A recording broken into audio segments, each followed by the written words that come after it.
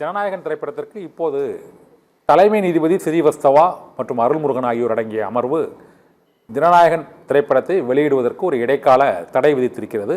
இந்த சென்சார் சான்றிதழ் வழங்குவதற்கான அந்த வழக்கு விசாரணையும் 21ஆம் தேதிக்கு ஒத்திவைக்கப்பட்டிருக்கிறது. பொங்கலுக்கு வெளியாகும் என்று மிகுந்த அவருடைய ரசிகர்களால் அவளோடு எதிர்பார்க்கப்பட்ட தாவேகா தலைவரும் நடிகருமான விஜயின் கடைசி திரைப்படம் இவ்வாறு ஒரு நெருக்கடிக்கு உள்ளாக்கப்படுவதில் அரசியல் இருக்கிறதா இல்லது சாதாரண சென்சார் நடைமுறை விதிமுறைகள் தானா?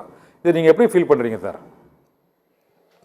சார் ஆக்சுவலாக எல்லா காலங்களிலும் சென்சார் இது போன்ற திரைப்படங்களை அதாவது என்னன்னா அரசியல் அழுத்தம் இல்லாமல் அவங்க தன்னிச்சையாக முடிவெடுக்கிறாங்க அப்படின்னு யாராவது சொன்னாங்கன்னா அது நம்புவதற்கு தயாராக மக்கள் இருக்க மாட்டாங்க. ஏன்னா கடந்த காலங்கள்லையும் காங்கிரஸ் ஆட்சி காலத்திலையும் சில படங்கள் பல ஆண்டுகள் முடக்கப்பட்ட வரலாறுலாம் இருக்கு. உதாரணத்துக்கு நீங்க 91ஆம் ஆண்டுல ஒரு படம் எடுத்தாங்க, குற்றப்பத்திரிகைன்னு ஒரு படம், ஆர்கே செல்லுமணி இயக்கத்துல ஒரு படம் வெளிவந்தது. அந்த படம் ரெடி ஆயிடுச்சு, சென்சாருக்கு போச்சு. அந்த படத்துல சில காட்சிகள் நீக்க சொல்லி சொன்னாங்க, அதுல அவர்களுக்கு முரண் ரிவைசிங் போனாங்க. ஆனால் அந்த படம் கிடப்பில் போடப்பட்டது 1 நாள் 2 நாள் அல்ல, 1 மாதம் 2 மாதம் அல்ல, 20 ஆண்டுகளுக்கு மேலாக முடக்கப்பட்டிருந்துச்சு. சமீபத்துல ராஜீவ் படுகொலை தொடர்பான அந்த பின்னணியோட உள்ள படம் நினைக்கிறேன். ஆமா ஆமா ஆமா ஆமா 2007ஆம் ஆண்டு பல காட்சிகள் வெட்டப்பட்டு அந்த படம் திரைக்கு வந்தது. இதெல்லாம் வரலாறு, நிறைய வரலாறு. ஆனால் நீங்க ஒன்றிய அரசாங்கத்துக்கு விருப்பமான விஷயங்கள் வரும்போது உண்மைக்கு புறம்பான தகவல்கள் வந்தா கூட, இப்ப கேரளா ஃபைல்ஸ் மாதிரி, காஷ்மீர் ஃபைல்ஸ் மாதிரி ஏகப்பட்ட படங்களை நம்ம பார்க்க முடியும். அவர்கள் விருப்பமான விஷயங்கள் வரும்போது கற்பனைக்கு அப்பாற்பட்ட விஷயம், உண்மைக்கு மாறான விஷயம், தரவுகள் இல்லாத படங்களாக இருந்தால் கூட அதற்கு அனுமதி கிடைக்கும். இந்த படத்தை பொறுத்த வரைக்கும், நீங்க ஜனநாயகன் பொறுத்த வரைக்கும், ஜனநாயகன் ஏற்கனவே இன்னொரு மொழியில் வெளியான படம் தான், அதுல இருந்து பெரும்பாலான காட்சிகளை எடுத்திருக்காங்கன்னு சொல்றாங்க. அப்ப அதுக்கு ஏன் தெலுங்கு படத்துல விருதுலாம் வழங்கிருக்காங்க. அந்த படத்துக்கு ஆமா விருது நீங்க நேஷனல் அவார்டு கிடைச்சிருக்கு. பாலையா படத்துல பெரும்பாலும் கற்பனைக்கு எட்டாத காட்சிகள் தான் இருக்கும். ஆனா அதை ரசிப்பாங்க அந்த மக்கள். அந்த மக்கள் அதை ரொம்ப கொண்டாடுவாங்க. அதுல இருந்து பெரும்பகுதியான காட்சியை தான் இவர் எடுத்திருக்காருன்னு சொல்றாங்க. ஆனால் இங்க சொல்லப்பட்ட விஷயம் என்னன்னா, யுஎஸ் சான்றிதழ் உங்களுக்கு வழங்கப்படும் சொல்லிட்டு ரிவைசிங் போயிருக்கு. அதுல குறிப்பிட்டு சொன்ன விஷயம் என்னன்னா, 2 விஷயத்தை குறிப்பிட்டு சொல்றாங்க. ஒண்ணு, ராணுவ தொடர்பான லட்சணைகளை, அதாவது அந்த லோகோஸ் நீங்க பயன்படுத்திட்டீங்க அனுமதி இல்லாம. இன்னொன்னு மத துவேஷம் அப்படின்றாங்க. புகார் அளித்தவர் இதெல்லாம் குறிப்பிட்டாருன்னு சொல்றாங்க. மத துவேஷம் எங்க வந்துச்சுன்னு நமக்கு தெரியல. ராணுவ லட்சணைகள்ன்ற விஷயங்கள் இவங்க 18ஆம் தேதி அங்க சென்சார் கொடுக்கும் போதே கொடுத்த கட்டெல்லாம் நாங்க கட் பண்ணி கொடுத்துட்டோம், அதை அவர்கள் ஏத்துக்கல சென்சார். இப்ப கூட பாருங்களேன், காலையில நம்ம நீதியரசர் என்ன சொல்றாருன்னா, உடனடியாக யூஏ கொடுங்க, ரிவைசிங் வேண்டாம், யூஏ கொடுங்கன்னு சொல்லிட்டாங்க, விரைந்து கொடுங்கன்னு சொல்லிட்டாங்க. இப்போ சென்சார் மேல்முறையீடுக்கு போயிருக்கு. மேல்முறையீடுல 21ஆம் தேதிக்கு தள்ளி வச்சிட்டாங்க. இப்ப இவங்களுடைய நோக்கம் எல்லாமே 21க்கு போயிருச்சு. அது சோகம் தான். கிட்டத்தட்ட ஒரு 500 கோடி ரூபாய் முதலீட்டுல நாங்க படம் பண்ணிருக்கோம்னு சொல்றாங்க சார்.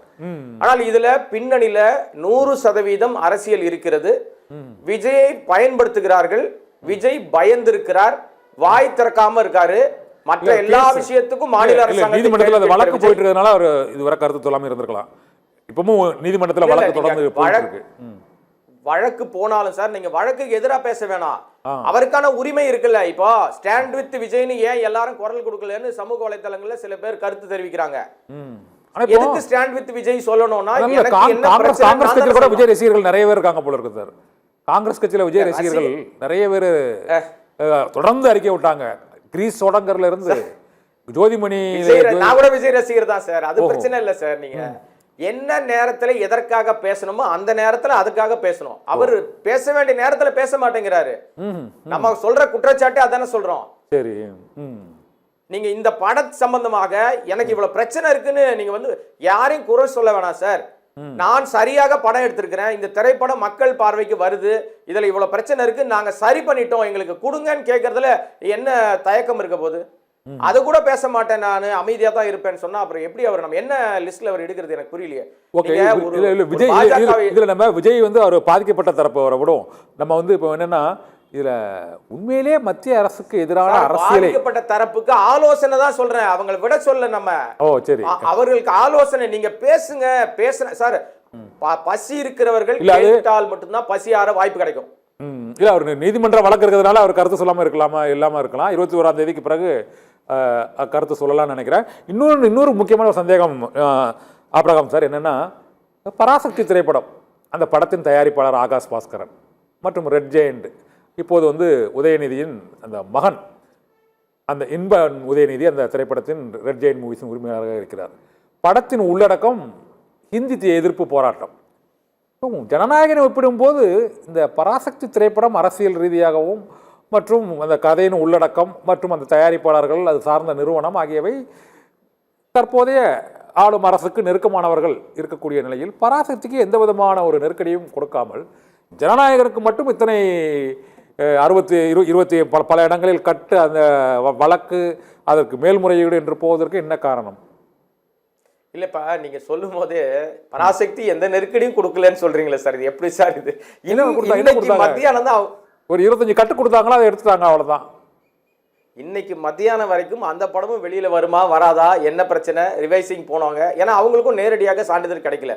ரிவைசிங் போய் பார்த்த பிறகு அவங்க சொன்ன சில கட்டு இவங்க ஏத்துக்கிட்ட பிறகு சில விஷயங்கள் அது வந்து ஒத்து போன பிறகுதான் அது சென்சார் வந்து வழங்கியிருக்கு. இன்னொரு விஷயம், நீங்க வந்து அவர்கள் கொடுக்கிற கட்ஸ் எதற்காக அந்த கட்டு கொடுக்குறாங்க, நான் ஏன் அந்த கட்டை நான் ஒத்துக்க மாட்டேன்னு சொல்றத சரியான காரணங்களோடு அங்க போய் விளக்கணும். ஏன்னா அவங்க நீக்க சொன்ன காட்சிகளில என்னுடைய படத்தோட உயிரோட்டமே அதுல தான் இருக்கு அப்படின்னு வாதிடுவாங்க நிறைய இயக்குனர்கள். அந்த வகையில சுதா கோங்கரா வந்து முதல்ல அவங்க சென்சார்ல யூஏ தரோம், இவ்வளவு கட்டிருக்கு அப்படின்னு சொல்லும்போது இதை ஒத்துக்க மாட்டேன், நான் ரிவைசிங் போறேன்னு சொல்லிட்டு அவங்க ரிவைசிங் போய் அவர்களுக்கு உண்டான விஷயங்களை பேசினார்கள். நீங்க சொல்ற மாதிரி இந்திக்கு எதிரான படம் இல்ல சார். அது அவங்க தெளிவாவே சொல்லிட்டாங்க, இயக்குனர் சொல்லிட்டாரு, அந்த ஹீரோ சொல்லிட்டாரு, அதுல பேசின எல்லாரும் சொல்லிட்டாங்க, நடிச்சவங்க எல்லாம் சொல்லிட்டாங்க, இந்தி திணிப்புக்கு எதிரான படம் தான். ஆரம்பத்துல இருந்தே தமிழ்நாடு வந்து இந்தி திணிப்பை எதிர்த்து கொண்டுதான் இருக்கிறது. இந்திக்கு எதிரானவர்கள் தமிழர்கள் இல்ல, அதத்தான் அந்த படம் வெளிப்படையா சொல்லுது. ஆமா, இந்தி திணிப்புக்கு தான் எதிரானவர்கள் சார். அரசியலாக பார்த்தோம்னா எல்லாத்துலயுமே அரசியல் இருக்கும் சார். காமாலைக்காரனுக்கு பாக்குறதெல்லாம் மஞ்சளா தெரியும், ஆனா ஆக்சுவலா தப்பு எங்க இருக்கு, நம்ம கிட்ட தான் இருக்கு, பாக்குற பார்வை தானே. இப்போ இல்ல ஜனநாயகன் நினைக்கிறேன் சார். சார், ஜனநாயகன் இந்த சென்சாருக்கு அவங்க இது விஜய்க்கு கடைசி படம் என்பதால் அவர் பல படங்கள் நடித்திருக்கிறார், பல சென்சார் சான்றிதழ்களை பல நிறுவனங்களிடம் பெற்றிருக்கிறார்கள். இந்த சூழ்நிலையில் இந்த திரைப்படத்திற்கு தாமதமாக சென்சார் சான்றிதழுக்கு அவர்கள் கொடுத்தார்கள். ஏன்னா இன்று இந்த நடைபெற்ற இந்த வழக்கு விசாரணையில் கூட நீங்கள் தணிக்கை வாரியத்திற்கு கால அவகாசம் வழங்கவில்லை, எங்களுக்கு குறிப்பிட்ட கால அவகாசம் வழங்கவில்லை, அவங்களை நிர்பந்திக்க முடியாது, இவ்வளவு குறிப்பிட்ட நேரத்துக்குள் சான்றிதழ் வழங்க வேண்டும் என்று எங்களை நிர்பந்திக்க முடியாது என்று சென்சார் தரப்பில் வாதிடப்பட்டது. அவ்வளவு லேட்டா போனாங்களா, இல்லைன்னா உங்களுக்கு டைம் அவ்வளவு கொடுக்கலையா? இல்ல சார், இப்ப பொதுவாகவே வந்து திரைப்படத்துறையில பெரும்பாலும் பிரபல நடிகர்கள் அவங்களுடைய படம், உதாரணத்துக்கு ரஜினிகாந்த், கமலஹாசன், விக்ரம், சூர்யா, அஜித், நம்ம விஜய், இந்த மாதிரியான பிரபலங்களுடைய படங்கள்லாம் அவங்க வந்து படம் எடுக்க அன்னைக்கே முடிவு பண்ணுவாங்க, நாங்க இப்போ வர்றோம் அப்படின்னு சொல்லி முன்னாடியே சொல்லிடுவாங்க. ஆனால் ஆக்சுவலா அது சொல்லக்கூடாது, அது வந்து நடைமுறைக்கு தவறான ஒரு முன்னுதாரணம். சென்சார் சான்றிதழ் பெற்ற பிறகுதான் ரிலீஸ் டேட்டை அனௌன்ஸ் பண்ணணும். அதுதான் நடைமுறையில தணிக்கை வாரியத்தில் இருக்கிற கட்டுப்பாடுகள், அவங்க நிபந்தனைகள், அது பிரதானமான நிபந்தனை. ஆனா அதை யாரும் பின்பற்றது இல்ல, அது ஒரு பெரிய கேள்வியாக பார்க்கப்பட்டதில்லை இது வரைக்கும். இப்ப கூட சென்சார் போர்டு என்ன சொல்றாங்க, எங்களை நிர்பந்திக்காதீங்க, நீங்க அவசரம், நீங்க டேட் போட்டுட்டீங்கிறதுக்காக உங்களுக்கு நாங்க சான்றிதழ் தர முடியாதுன்னு சொல்றாங்க. இதுதான் பிரதானமான கேள்வியாக படுது. இங்க அவங்களுடைய நாம்ஸ் அப்படி இருக்கு சார். எல்லா காலத்திலும் எல்லா நேரங்களிலும் சென்சார் போர்டு என்பது ஒன்றிய அரசாங்க கட்டுப்பாட்டுல தான் இருக்கும். சரி, இது உங்க வாதத்துக்கே மாற்றவே முடியாது. இல்ல ஆபரகம் சார், உங்க வாதத்துக்கே நான் வர்றேன். இதுல படம் வெளியிடப்படக்கூடிய தேதியை இங்க சென்சார் சான்றிதழ் வழங்க முன்னரே அறிவிக்க கூடாது என்று கூறினீர்கள், ஓகே. ஆனால் பராசக்தி 14ஆம் தேதி படம் வெளியாகும் என்று அறிவித்து விட்டு ஜனநாயகன் 9ஆம் தேதி வெளியானவுடன் 10ஆம் தேதி நாங்கள் இது வெளியிடுவோம் என்று இஷ்டத்துக்கு பேரை மாத்துறாங்க. ஆனால் அதுக்கு சென்சார் சான்றிதழ் கிடைச்சிருது. ஆனால் ஜனநாயகன் 9ஆம் தேதி வெளியிடப்படும் என்று ஒரு வருடமாக அறிவிக்கப்பட்டு 6 மாதத்துக்கு முன்னாலே அறிவிக்கப்பட்டு விட்டது, அதனால் அதற்கு கிடைக்கவில்லை. இது என்ன காரணம்? இல்ல இது வந்து என்னன்னா, இஷ்டத்துக்கு யார் வேணா மாத்தலாம் சார். ஆனா நீங்க நிபந்தனைக்கு உட்பட்டு காட்சி இருந்துச்சுன்னா ஒத்துக்க போறாங்க. இப்ப இதே சென்சார்ல அவங்க அந்த ராணுவத்தினுடைய அந்த லட்சணைகளை பயன்படுத்தல என்ஓசி கொடுத்துட்டு இருந்தாங்கன்னா ஜனநாயகனும் ரிலீஸ் ஆயிருக்கும். இப்ப சிக்கலே அங்கதான் நிக்குது. ஏன்னா நீங்க ஒன்றிய அரசாங்கமோ மாநில அரசாங்கமோ அவருடைய லோகோகளை பயன்படுத்துறதுக்கு முன்னாடி நிச்சயமாக காட்சிப்படுத்தும் போது சரியான விதத்துக்கு பயன்படுத்தினாங்கன்னா பெரும்பாலும் சென்சார் வந்து ஆட்சேபனை தெரிவிக்கிறது இல்ல. ஏன்னா பல படங்கள்ல போலீஸ் வராங்க, ராணுவம் வராங்க, நிறைய விஷயங்கள்லாம் வருது. அதற்கெல்லாம் எப்படி அனுமதி கொடுக்குறாங்கன்னா முன்னேற்பாடாக நான் போலீஸ் பத்தி தான் படம் எடுக்க போறேன், நான் ராணுவத்தை பத்தி தான் படம் எடுக்க போறேன்னா ராணுவம் குறித்ததான விஷயத்தை சொல்லும் போது மக்களுக்கு இந்த நாட்டினுடைய ராணுவம் மக்களுக்கானது, மக்களுக்கான ராணுவத்தை குறித்து நான் வந்து போற்றி பாடுகிறேன் அல்லது அவர்கள் செய்த வீரதீர செயலை சொல்றேன், நம்ம என்ன சொல்றோமோ அதன் அடிப்படையில் தான் சென்சார் அனுமதிக்கும். இதுல என்ன சொல்லியிருக்காங்கன்னு எனக்கு தெரியல, அவங்க ஏன் ஆட்சேபனை வைக்கிறாங்கன்னு தெரியல. படம் பார்க்காம நம்ம எந்த கருத்தையும் சொல்ல முடியாது. அவங்க சொல்ற விஷயம், நீங்க காட்சிப்படுத்துற விஷயத்துல ராணுவத்தின் அனுமதி இல்லாம லோகோ பயன்படுத்திருக்கீங்க, அது பிரதானமான குற்றச்சாட்டு. என்ஓசி வாங்கிட்டு வாங்கன்றாங்க. ஒரு நாள்ல என்ஓசி கிடைக்குமா? ஒன்றிய அரசாங்கம் கொடுத்துருமா? ஏன்னா வழக்கு எப்ப போடுறாங்க? 5ஆம் தேதி போறாங்க, 6ஆம் தேதி அது வருது, 7ஆம் தேதி அதற்கான உடனடியாக அது எங்கேயுமே தாமதம் இல்ல சார். அவசர வழக்காக தான் எடுத்து விசாரிக்கிறாங்க. ஆனால் நம்ம சைட்ல தப்ப வச்சுக்கிட்டு மொத்தமா நீங்க வந்து அங்க சொல்றது தவறு. ஆனா என்ன பொறுத்த வரைக்கும், நான் இவ்வளவு நேரம் பேசினேன் இல்லைங்களா, என்ன பொறுத்த வரைக்கும் பாஜகவும் விஜயும் சேர்ந்து ஒரு பெரிய டிராமா போடுறாங்க. விஜய்க்கு ஒரு ஹைப் ஏத்துறாங்க, விஜய் ஒரு பெரிய ஆபத் பாந்தவனாக காட்டுவதற்கு முயற்சி எடுக்கிறாங்க. உங்களோட வார்த்தைக்கு இல்ல பாஜக விஜய் இணைந்து இப்ப சொல்றான்னு சொல்றீங்களா? இது வந்து லாஜிக் இருக்கா உண்மையிலே? ஏன்னா பொங்கலுக்கு இவ்வளவு பெரிய பட்ஜெட்ல படத்தை தயாரிச்சு பொங்கலுக்குள்ள படத்தை ரிலீஸ் பண்ணாதான் அது வசூலாகும், அந்த நல்ல ஓடும், ரசிகர்களுக்கு அது ஒரு பெரிய கொண்டாட்டமா இருக்கும். நீங்க 21ஆம் தேதி வரை வழக்க ஒத்தி வச்சுட்டு அதுக்கு விஜய் அதுக்கு அந்த ஹைப்புக்கு ஒத்துக்கிட்டாருன்னு சொன்னா அது என்ன தர லாஜிக் இருக்கு? பிஜேபி இணைந்துதான் பண்றேன்னா அது எப்படி உண்மையிலே விரும்புவாங்களா? ஒரு பெரிய ஒரு கடைசி படம் பொங்கல் தாண்டி 21ஆம் தேதி ஒரு விடுமுறை இல்லாத காலகட்டத்தில் அதை ரிலீஸ் பண்றது வந்து இந்த பொங்கல் வசூல் மற்றும் பொங்கல் எதிர்பார்ப்பு அப்படிங்கிறது ஒரு பெரிய ஏமாற்றமாக தான் இருக்கும். அது எப்படி ஹைப் ஆகுங்கிறீங்க? ஏன்ட சொல்றேன், விஜய் ரசிகர்களுக்கு பெரிய ஏமாற்றம் தான். ஹைப்புன்னு சொல்றது வந்து என் லாஜிக் இருக்க மாதிரி தெரியல. இல்ல அது நான் என்ன எதை மீன் பண்ணி சொல்ல வரேன் அப்படின்னா, இப்போ வந்து அவர்கள் தனியாக வருவதற்கு தான் திட்டம். முதல்ல வந்து அவங்களோட திட்டம் தனியாக வருவதற்கு திட்டம். நீங்க 5 நாட்கள் கேப் இருக்கு, 5 நாட்கள்ல இது கடைசி படம் மிகப்பெரிய பொருள் நம்ம வந்து வருவாயாக வந்துரும். ஏன்னா இப்பவே அதிகாரப்பூர்வமாக இன்னும் தடை இருக்கு, சென்சார் கிடைக்கலன்னா கூட டிக்கெட் வித்துட்டாங்க சார். 800 ரூபாயில இருந்து ஆரம்பிச்சு கிட்டத்தட்ட 3000 வரைக்கும் டிக்கெட்டை வந்து அவங்க விற்று அந்த பணம் பூராவும் எடுக்கப்பட்டு விட்டது. சில இடங்கள்ல திருப்பி கொடுத்தாங்கன்னு சொல்றாங்க. அப்ப எந்த அடிப்படையில் டிக்கெட் வித்தாங்க? இவங்களுடைய நோக்கம் அது கடைசி படம் பெரிய வருவாய் வந்ததாக சொல்வதற்கு திட்டம் வைத்திருந்தார்கள். அந்த திட்டத்தை எல்லாத்தையும் உடைத்து விட்டது பராசக்தி. நாங்க மறுநாளே வர்றோம் அப்படின்றதுனால. ஆனால் 2 பேருக்குமே சென்சார் கிடைக்காத சூழ்நிலை. அவள் நம்பிக்கையோடு என்ன பண்ணாங்க அப்படின்னா, நாங்க வந்துருவோம், எங்க படத்துல எந்த பிரச்சனையும் இல்ல. ஆனால் இப்போ வந்து அவர் தனியா வந்தாலும் என்னைக்கு வந்தாலும் பொங்கல் அந்த ரசிகர்கள் சொல்றாங்கல்ல, பொங்கலுக்கு வந்தாதான் அந்த படம் ஓடுமா? எல்லா நாளும் வந்தாலும் ஓடாதா? அப்ப அவர்கள் மீது நம்பிக்கை இல்லையா? இந்த விடுமுறை நாள்ல வந்தாதான் அவர் ஜெயிப்பாரா? இல்ல எனக்கு ஒரு அந்த சந்தேகத்தை அவங்க விளக்குவாங்களா? இவருக்கு இல்ல இவர் அரசியலுக்கு வந்துட்டாரு. இந்த ஜனநாயகன் படம் என்னோட கடைசி படம். இது அரசியல் ரீதியான பல்வேறு கருத்துக்கள் அதுல வந்து இருக்கலாம். இப்ப அடுத்த மே மாசம் தேர்தல் வருது. இந்த சூழ்நிலையில நீங்க அதை 22ஆம் தேதிக்கு கேஸ் ஹியரிங் எடுத்து அதற்கு பிறகு அதில் என்ன உத்தரவு போடுறாங்கன்னு தெரியல. அதுக்கப்புறம் சுப்ரீம் கோர்ட் போவாங்களா, சென்சார் போர்டு அங்கே இன்னும் எவ்வளோ காலம் இழுக்கும், இது ஜனவரியில் ரிலீஸ் ஆகுமாங்கதே இப்போ டவுட் ஆகான ஒரு சூழ்நிலையில் அதுக்குள்ளே தேர்தல் நோட்டிஃபிகேஷன் வந்துடும் பிப்ரவரி எண்டில். இந்த சூழ்நிலையில் இந்த படத்தை அவளை தள்ளி கொண்டு போகிறது அது அவருக்கு பெரிய அது உகந்ததாக இருக்குமா? ஒருவேளை படம் சரியா இல்லைன்னா தேர்தலும் சரியா இல்லாமல் போக கூட வாய்ப்பு இருக்கலாம். அதனால் இந்த ரிஸ்க் எடுப்பாரா உண்மையிலே விஜய்? நான் வந்து என்ன சொல்லணும்னு நினைச்சேன்னா அதை நெறியாளர் நீங்களே கேள்வி கேட்டீங்க. இதுதான் உண்மை சார். இந்த தாமதத்துக்கு, இந்த பிரச்சனைக்கு, இப்படி போய் நீதிமன்றத்தில் போய் நின்னதுக்கு எல்லாத்துக்கும் காரணம் அவர்களுக்கு கிடைத்த ரிசல்ட். ஏன்னா வெளிநாடுகள்ல 15 நாட்களுக்கு முன்பாகவே இந்த படம் வந்து வெளிநாடுகளுக்கு அனுப்பப்பட்டு விட்டது. அங்க ஒரு தனி சென்சார் வாங்கணும். அந்த சென்சாருக்கு பார்த்தவர்கள் பெரும்பாலும் சொல்லிட்டாங்க, இது விஜய் படத்துல இது ஒரு வித்தியாசமான படமா இருக்கு, இந்த படத்தை நிச்சயமாக சமீபத்துல வந்து நம்ம கமலஹாசன் நடிப்பில் வெளிவந்த ஒரு படம் இந்தியன் 2 ஒரு படம், அது மிகப்பெரிய டிசாஸ்டரான படம், அப்படி இருக்கிறது என்று ஒரு தகவல் வந்ததன் அடிப்படையில் தான் இவங்க இந்த மாதிரியான தாமதத்தை எல்லாம் ஏற்படுத்துறாங்கன்னு சொல்றாங்க. எது உண்மைன்னு தெரியல, படம் வந்தா தான் சார் தெரியும். ஓகே, ஆனா நீங்க சொல்றது மத்திய அரசு அந்த சென்சார் போர்டு வந்து தலையீடு இல்லைன்னு தான் நீங்க நினைக்கிறீங்க? அவங்க சுயமா தான் செயல்படுறாங்க சென்சார் போர்டு, அப்படி பொதுவா நம்புறாங்களா யாராவது? இல்ல சென்சார் போர்டு தனியாக இருக்கு நான் எங்க சொன்னேன்? இந்த படத்துக்கு அரசியல் அழுத்தம் சார், ஒன்றிய அரசாங்கம் சொல்றதுதான் அவங்க செய்வாங்க. அதுதான் சொல்ல, இந்த படத்துக்கு அப்போ அவங்க பண்ணிருக்கணும்ல, அவங்க ஏதோ தலையீடு இருக்கு அப்படின்னு எடுத்துக்கலாமா? இல்ல பொதுவா நாங்க ஓப்பனாவே சொல்றேன் சார், ஆவலாம் சார், ஓப்பனாவே என்ன சொல்றேன்னா, தாவேக்காவை வந்து பாஜக கூட்டணியில இணைப்பதற்கு அவர்கள் இந்த கரூர் சம்பவத்தை ஒட்டி வந்து ஒரு முடிவு பண்ணாங்க. இவங்க அதுக்கு கொஞ்ச நாள் அப்படி அமைதியா இருந்தாங்க, சேர்ற மாதிரியும் சேராத மாதிரியும் இருந்து அதுக்கப்புறம் திரும்பியும் கொள்கை எதிரி அரசியல் எதிரின்னு களத்துக்கு வந்துட்டாங்க. அல்ல பாஜக கூட கூட்டணி இல்லைங்கிறது ஓரளவு உறுதியாயிட்டு. இந்த சூழ்நிலையில தான் ஜனநாயகன் படம் ரிலீஸ் அனௌன்ஸ் பண்றாங்க. அதனால சென்சார் போர்டில் சிக்கல் வச்சு சிபிஐ விசாரணை 12ஆம் தேதிக்கு நீங்க வாங்க அப்படின்னு சொல்லிட்டாங்க. இப்போ இது ஒரு கருத்து இருக்கு. இது உண்மையா பொய்யா? இல்ல இன்னைக்கு இன்று நம்ம பேசிட்டு இருக்க இன்றைய கூட கரூர்ல வந்து உள்துறை சார்பான அதிகாரிகள் போய் கரூர்ல வந்து அங்க ஆய்வு நடத்திருக்காங்க. ஆமா.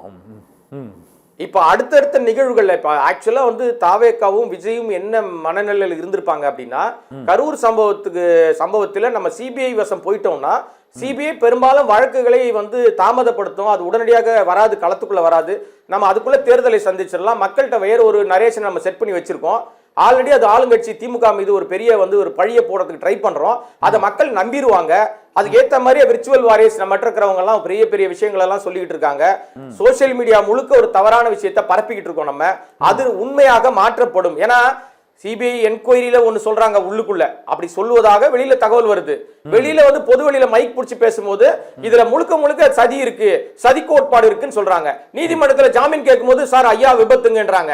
இதுலயே புரிஞ்சுக்கணும், தாவேக்கா இரட்டை நிலையோடு ரெண்டு வேஷம் போட்டுட்டு இருக்காங்க. அவர்களுக்கு ஏத்த மாதிரியே சிபிஐ பாஜக சொல்றதை கேட்டுட்டு அவங்கள ஆட்டு வச்சுக்கிட்டு இருக்கு. அதனுடைய வெளிப்பாடு தான் 12ஆம் தேதி வாங்க. இன்னைக்கு உள்துறை வந்து விசாரிக்குது சார். கரூர் சம்பவத்துல உள்துறை விசாரிக்கிற விஷயத்துல என்னென்ன விஷயங்களை தள்ளுகிறார்கள் பாருங்க. நெருக்கடி கொடுத்து நீங்க விஜயை அவங்க நான் எப்பவுமே சொல்றதுதான், இந்த அரங்கிலே நான் பலமுறை பேசியிருக்கேன், விஜயை பாஜக கைப்பாவையாக எடுத்து பயன்படுத்துறது, கீ கொடுத்தா இவர் ஆட போறாரு. யாருக்கு எதிராக ஆடுவாரு, யார் ஓட்ட பிரிப்பாரு, இந்த அரசியல் அவருக்கு என்ன நினைக்கும், என்ன நடக்கும் அப்படின்னா முழுமையாக அவர் களமிறக்கப்பட்டதே சிறுபான்மையினர் வாக்குகளை பிரிப்பதற்காக தான். இன்னும் எல்லா கட்சியிலும் அந்த ரசிகர்கள் இருப்பாங்க சார். அந்த ரசிகர்களுக்கு எல்லாம் அவர் கடவுள் மாதிரி ஆக்கப்பட்டிருக்காரு. இப்ப விஜய் வந்து கடவுள், அப்படிதான் அவங்க எல்லாமே நரேட்டிவ் செட் பண்றாங்க. ஸ்டாண்ட் வித் விஜய்னு போடுறாங்க சார். இன்னைக்கு என்னத்துக்காக ஸ்டாண்ட், என்ன நடந்துருச்சு? இப்ப ஸ்டாண்ட் வித் விஜய் என்ன போடணும்? விஜய்க்கு என்ன பெரிய பாதகம் நடந்துருச்சு? ஒரு திரைப்படம் பிரச்சனையோடு போகுது, சென்சார் இந்த கட் பண்ணி கொடுங்கன்றாங்க, அனுமதி வாங்குனீங்களான்னு கேக்குறாங்க. ஆமாங்க, அனுமதி வாங்கியிருக்கோம், என்ஓசி வச்சிருக்கோம், இதை நீங்க சொல்ற கட்டெல்லாம் எடுத்துடுறோம் அப்படின்னா அது ஆட்டோமேட்டிக்கா ரிலீஸ்க்கு வரப்போகுது. தேவையில்லாத சிக்கல்ங்கிறீங்களா சார்? இப்போ அவங்க சென்சாருக்கு எதிராக சார் கேஸ் போட்டதா சிக்கல்னு சொல்றீங்களா சார்? உண்மையிலேயே இது வந்து திட்டமிட்ட நாடகம் சார். இப்ப இதே பிரச்சனை தான் பராசக்தி இருந்துச்சு, ஏன் அவங்க நீதிமன்றம் நாடல? சென்சார் அதிகாரிகள் ஏன் நம்பினாங்க? அவங்க எடுத்திருக்கிற சினிமா ஒரிஜினல் சினிமா, உண்மையான வரலாறு சொல்றாங்க. இது கற்பனை. எது கற்பனை? ஜனநாயகம் கற்பனை. அந்த படம் வந்து அவர் வந்த உடனே, இந்த படத்தை பார்த்த உடனே அவர் எல்லாரும் முதலமைச்சர் ஆக்கிடுவாங்கன்னு நினைக்கிறாரு. ஆனா 65ல நடந்த இந்தி எதிர்ப்புக்கு எதிரான போராட்டம், இந்தி திணிப்புக்கு எதிரான போராட்டம், இதையெல்லாம் காட்சிப்படுத்துற விதமாக பராசக்தி வருது. அது உண்மை பேசுது. அந்த அரசியல் தமிழ்நாட்டுக்கு தேவை. நீங்க பேசுகிற வசனங்கள், விஷயங்கள் கொஞ்சம் பின்னால போனீங்கன்னா 1973 எம்ஜிஆரை திமுக விட்டு நீக்கிட்டாங்க. உலகம் சுற்று வாலிபன் திரைப்படத்திற்கு எதிராக இங்கு சென்னையில் போஸ்டருக்கு கூட வரி போடப்பட்டது. அப்போதைய திமுக அரசாங்கம் அதற்கு பல்வேறு தடைகளை செய்தது. ஆனால் உலகம் சுற்று வாலிபனில் அந்த திரைப்படம் வெளியாகும் தேதி அறிவிப்பதற்கு முன்பாக திண்டுக்கல் இடைத்தேர்தல் வந்து அப்போது அவர் ரிலீஸ் தேதி அறிவிக்கு இது அவர் உலகம் சுற்று வாலிபன் வெளியாகிறது, பெரிய வெற்றியை பெறுகிறது. அடுத்தடுத்து தேர்தல்களில் அவர் தொடர்ந்து வெற்றி பெறுகிறார். அதுபோல ஜனநாயகனுக்கும் அது போன்ற தடைகளை இப்போது ஏற்படுத்தப்பட்டு வருகிறது. இது தேர்தல் நெருங்கும் நேரத்தில் அவருக்கு உலகம் சுற்று வாலிபனில் எம்ஜிஆருக்கு எந்த அளவுக்கு சாதகத்தை ஏற்படுத்தியதோ அதுபோல ஜனநாயகன் திரைப்படம் மூலமாக விஜய்க்கு ஒரு சாதகத்தை ஏற்படுத்தும் என்று அவருடைய ரசிகர்கள் சொல்றாங்க. அத்தகைய சூழ்நிலையை ஏன் இருக்காதுன்னு நீங்க நினைக்கிறீங்க சார்? இந்த ஒப்பீடு, இந்த ரசிகர்களுடைய எண்ண ஓட்டம் மிக மிக தவறான எண்ண ஓட்டம். எம்ஜிஆரையும் விஜயும் ஒப்பிடுவதை ஏத்துக்கவே முடியாது சார். சார், எம்ஜிஆர் என்பவர் அரசியல் பயின்று வந்தவர் சார். அவரு சரி சொல்லுங்க. இப்ப விஜய் வந்து விஜய்க்கு என்ன அரசியல் தெரியுது சார்? கரூர்ல ஒரு சம்பவம் நடந்துச்சு, 41 பேர் நெரிசல் மரணம். அதற்கு அவர்தான் காரணம்னு எல்லாருக்குமே தெரியுது. தாமதமாக வந்ததுதான் மிக மிக முக்கியமான காரணம். நெரிசல் மரணம் நடந்துருச்சு, ஒரு விபத்து நடந்துருச்சு, உடனடியாக அங்க நின்று களப்பணி ஆற்றுவதுதான் சார் ஒரு சரியான அரசியல்வாதிக்கான ஒரு அழகு. மக்களோட நின்னா அவர் என்ன பண்ண போறாங்க? ஏன் ஓடி ஒளிஞ்சாரு? சிபிஐ வந்தவனே ஏன் வெளியில வந்தாரு? இப்படி ஏகப்பட்ட கேள்விகளை தொடர்ந்து கேட்டுக்கிட்டே இருக்கோம். ஆனா எம்ஜிஆரோட இவர் ஒப்பிட்டு, எம்ஜிஆர் அப்போது வந்தார் பாத்தீங்களா, வரலாறு திரும்புகிறது, வரலாறு திரும்புகிறது. எம்ஜிஆரையும் விஜயையும் ஒப்பிடவே முடியாது. ஒரு எம்ஜிஆர் தான். நீங்க 1000 சொன்னாலும் மக்கள் ஏற்றுக்கொள்ள மாட்டார்கள். மிக மிக அபத்தமான ஒப்பீடு. எம்ஜிஆரை போய் வந்து விஜயோட சேர்த்தா என்னையும் எம்ஜிஆர் வந்து கொடைவள்ளல் மட்டும் இல்ல சார், அரசியல் கத்துக்கிட்டு யார்கிட்ட கத்துக்கிட்டாரு? அண்ணா கிட்ட கத்துக்கிட்டாரு. அப்பவே திராவிட கொள்கையை பறைசாற்றினாரு. அவர் சொன்ன ஒரே விஷயம் என்னன்னா, நான் இந்த மக்களுக்கு நல்லது செய்ய வரேன்னு தான் உழைப்புல இருந்து கொடுத்தாரு. என்னைக்காவது அண்ணா எம்ஜிஆர் கொள்கை தலைவரா ஏத்துக்கிட்டதா பேசுறாரு. எப்ப ஏத்துக்கிட்டாரு சார்? ஓட்டு கிடைக்காதுன்னு தெரிஞ்ச உடனே 5 பேரை சொன்னார் கொள்கை தலைவரா. அப்ப சொன்னாரா எம்ஜிஆர் பேரை, அண்ணா பேரை சொன்னாரா? இல்ல இல்ல. அவருக்கு தெரியுது அண்ணா பேரை சொல்லனா தமிழ்நாட்டுல ஓட்டு கிடைக்காது, எம்ஜிஆர் பேரை சொல்லனா தமிழ்நாட்டுல ஓட்டு கிடைக்காது, நம்மள சேர்க்கவே மாட்டாங்க லிஸ்ட்ல. அந்த அடிப்படையில இப்ப எம்ஜிஆர் எடுத்துக்கிட்டாரு, அண்ணாவை எடுத்துக்கிட்டாரு. அண்ணா திமுக என்று ஒரு கட்சி இருக்கு சார், அதுதான் களத்துல இருக்கு. திமுகவும் அதிமுக தான் களத்துல இருக்காங்க. ஓடி போய் 30 நாள் ஒளிஞ்சவங்க களத்துல இல்ல. ஓகே, அப்புறம் முழுக்க இந்த சினிமா சொல்லுங்க சார். அவ்வளவுதான், நிறைவா இது கேள்வி. ஜனநாயகன் திரைப்படம் 2026 சட்டமன்ற தேர்தலில் எதிரொலிக்குமா எதிரொலிக்காதா? ஏனென்றால் அதற்கு முன்பு இப்போது அதற்கு ஏற்பட்டுள்ள தடங்கல்கள் அவர்களது ரசிகர்கள் மத்தியில் ஒரு கொந்தளிப்பையும் கோபத்தையும் ஏமாற்றத்தையும் ஏற்படுத்தி இருக்கிறது. அதான் நீங்களே சொன்னீங்க ஸ்டாண்ட் வித் விஜய்ன்னு. இந்த ஸ்டாண்ட் வித் விஜய் வாக்குச்சீட்டில் முத்திரையா இறங்கும்னு நினைக்கிறீங்களா, இறங்காதுன்னு நினைக்கிறீங்களா? சார், இந்த ஸ்டாண்ட் வித் விஜய் யாருக்கு எதிராக அவங்க போராடணும்னா, இது ஒன்றிய அரசாங்கத்துக்கு எதிராக, பாஜக எதிராக. விஜய் பாஜக வாய் திறந்தாரா இல்ல அவருடைய கட்சியை சேர்ந்தவங்க யாராவது இங்க கேள்வி கேட்டார்ல சிஎம் ஸ்டாலின் அவர்களே, ஏன் மேல கை வைங்க, ஏன் தொண்டர்கள் மேல கை வைக்காதுன்னு சொன்னார்ல விஜய். இப்போ அவர் வந்து சொல்லுவாரா இதுக்கு காரணம் வந்து மோடி சர்க்காரும் அமித்ஷா சர்க்காரும் தான் சொல்றதுக்கு அவருக்கு துணிச்சல் இருக்கா? இல்ல அவருடைய சார்பான நபர்கள் இரண்டாம் கட்ட தலைவர் அப்புறம் சொல்லுவார். இப்போ சார், இப்போ சட்ட அந்த நீதிமன்ற விசாரணை போயிட்டு இருக்கு, சட்ட ரீதியான சிக்கல் இருக்கறனால சொல்ல மாட்டேங்கிறார். அப்புறம் சொல்லலாம், கொஞ்சம் வெயிட் பண்ணுங்க, சொல்லுவார். இல்ல நான் தெளிவுபடுத்துறேன் சார். திரைப்படம் வெளிவந்தாலும் இது தேர்தலில் எந்த பலனும் ஏற்படுத்தாது, எந்த விதமான தாக்கத்தை ஏற்படுத்தாது. ஏன்னா இது வந்த பிறகு இன்னும் பல படங்கள் வந்துரும், பல்வேறு விஷயங்கள் வந்துரும்.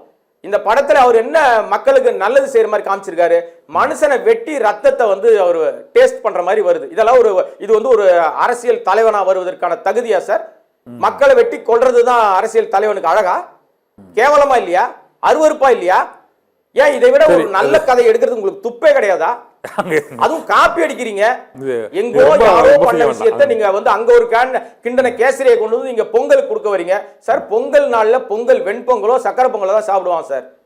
கேசரியை நம்மளால எடுக்க மாட்டாங்க. அது வந்து அப்பவே அந்நியப்பட்டு போகுது. நம்முடைய உணவு இல்ல அது. இதை விட நான் எப்படி விளக்குறது? எனக்கு அதுலயும் அது வந்து காவி கலர்ல இருக்கும் சார் கேசரி. நம்மளுக்கு ஒத்துக்க மாட்டாங்க சார்.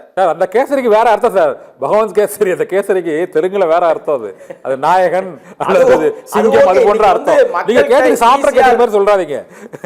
சரி சார், ஈஸியா ரீச் ஆகிற விஷயம் வந்து மக்கள்கிட்ட ஈஸியா ரீச் ஆகிறது. ஏன் வந்து ஊடகத்தை எல்லாருமே தேடி பிடிக்கிறாங்கன்னா, ஊடகத்துல வருகிற கருத்துக்கள்லாம் உண்மைன்னு நம்பிடுறாங்க. அப்ப அவரை வந்து நம்புகிற அந்த தொண்டர்கள் இருக்காங்கல்ல, அந்த ரசிகர்கள், இவர் பண்ணாருன்னா அது சரியா இருக்கும். ஏன்னா அந்த குழந்தை ஒண்ணு கேக்குது சார். சரி, கடைசியா ஒரு விஷயத்தை மட்டும் நான் சொல்லிடுறேன். அந்த 3 நிமிட காட்சியில ஒரு குழந்தை வந்து நீங்க சூப்பர் மேனான்னு கேக்குது ஒரு கேள்வி. அதுக்கு அவர் என்ன பதில் சொல்றாருன்னா, நான் சாதாரண ஆள்மா, ஆர்டினரி மேன்மா, ஆனா நான் பண்றதெல்லாம் சூப்பரா இருக்கும்ன்றாரு.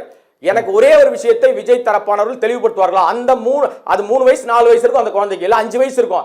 அந்த குழந்தைய கூட்டு போய் ஜனநாயகன் படத்தை முதல் நாள் முதல் காட்சியில பார்ப்பதற்கு அனுமதி இருக்கா சார்? அப்படிப்பட்ட லட்சணத்துல தான் படம் எடுத்து வச்சிருக்காரா? ஆல் கிளாஸ் ஆடியன்ஸோட வந்தாதான் சார் அவருக்கு மரியாதை.